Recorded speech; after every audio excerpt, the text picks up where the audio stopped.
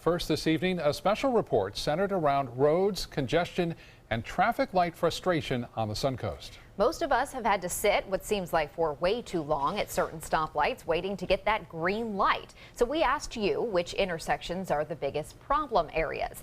ABC 7's Adam Cellini went out to time those signals and get some answers from those in charge.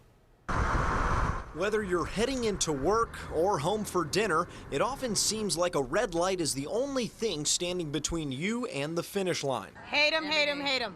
I go home and make dinner real late at night because of the lights. There are nearly 500 traffic signals in Sarasota and Manatee counties, each on a timer unique to their location and time of day. We set out to time 3 intersections local drivers tell us are the worst, starting with University Parkway and Cattleman Road. A green light we found can last between 34 and 13 seconds. Diverging diamond.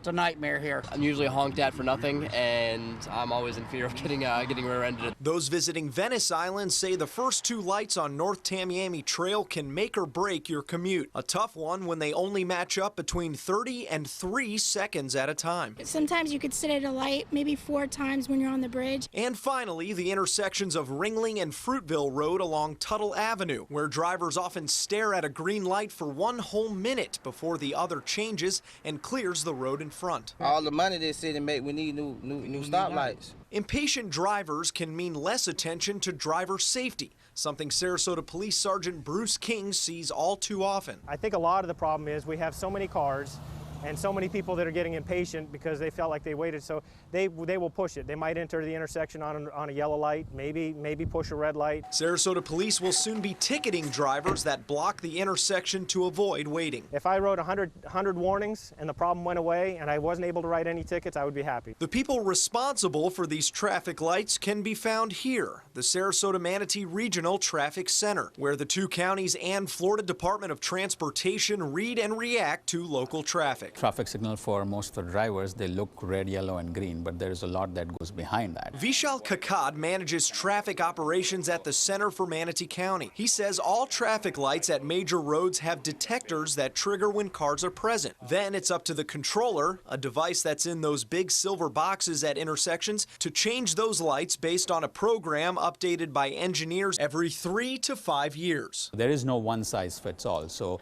again, historical demand is what it is usually based on. So what do these operators at the center do all day? Aside from weekly performance reports, they watch traffic light cameras and listen for anything that might cause a delay, like an accident. From there, the lights can be altered to assist traffic flow. It is not going to be same smooth ride, but at the same time, we can still make a difference. If your wait was going to be 15-20 minutes, it would be 10 minutes. Sarasota County is in phase 5 of adding 34 new signals and controllers to the traffic center's network, which will shrink the time it takes to update one of those lights' timing. In our older system, someone has to physically go drive from our office to suppose South Venice or River Road and 41 to make adjustments.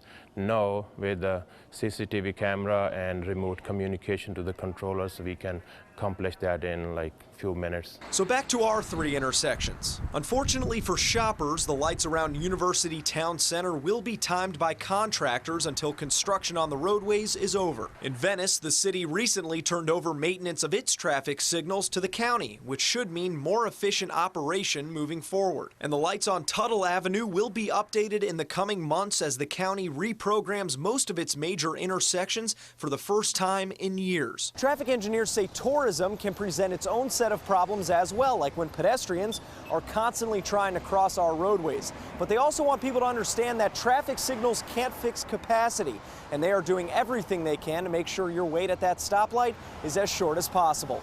In Sarasota, Adam Cellini, ABC 7, your Suncoast News.